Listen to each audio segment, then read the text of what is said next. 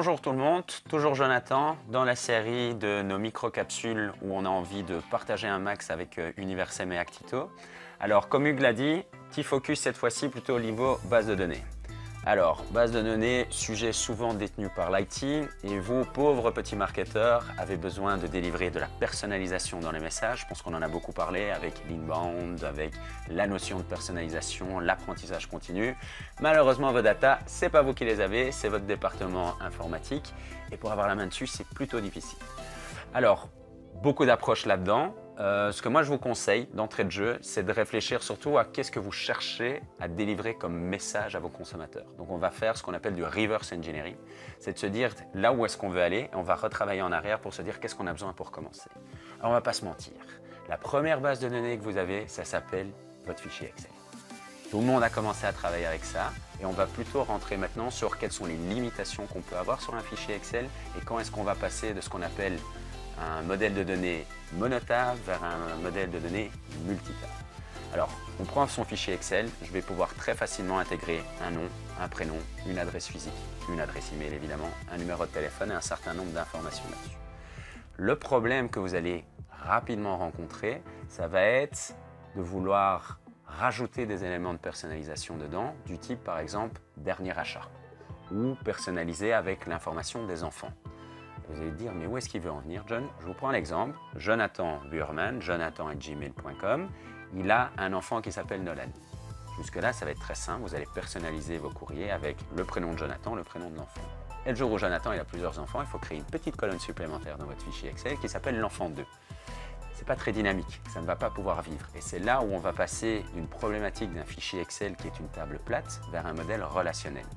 C'est Jonathan et le papa.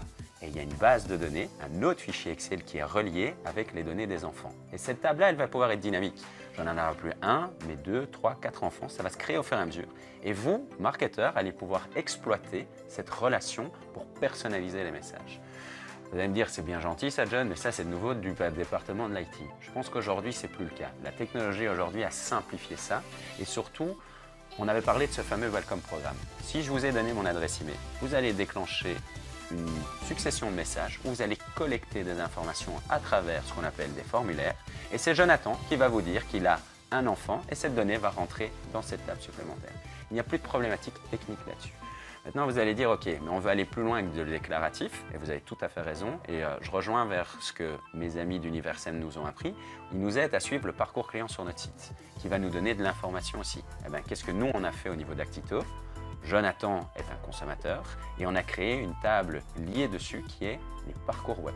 Quels sont les articles de blog qu'il a été lire? Quelles sont les pages qu'il a visitées? Et moi, qu'est-ce que je peux faire? Je peux interroger cette base de données pour dire donne-moi tous les gens qui ont donné leur permission, et Hugues en avait parlé, donc je peux déclencher des messages sur ces personnes, première donnée, et je veux tous les gens qui ont été lire les articles sur l'importance du SEO et du SEM par exemple dans les stratégies marketing. Je peux très facilement identifier ces personnes et même aller personnaliser le message avec les 2 derniers articles qu'ils auraient été voir. Eh bien, vous avez vu la notion d'être parti d'un fichier Excel vers un modèle relationnel qui évolue surtout sur la stratégie finale que j'avais. Ce que je veux dire par là, c'est qu'aujourd'hui, pas de panique. Si vous avez des fichiers Excel, on va lancer une construction de base de données qui va évoluer à travers le temps sur base de vos attentes, vos objectifs et bien évidemment augmenter cette personnalisation sur base de toutes ces données que vous avez collectées. Donc, on partira toujours simple, socio-démo et après, quelles sont les prochaines données. Parlez-en avec nous, on serait très heureux de pouvoir partager les bonnes pratiques là-dessus. Ce que je veux dire par là, ce n'est plus du département de l'IT. Aujourd'hui, cette donnée-là, elle vous appartient à vous, marketeurs, et nous, on va vous aider à les exploiter au mieux pour que vous puissiez augmenter votre business et surtout augmenter la personnalisation et la relevance de chaque message que vous allez pouvoir déclencher. C'était ça pour cette petite session. On se revoit très vite.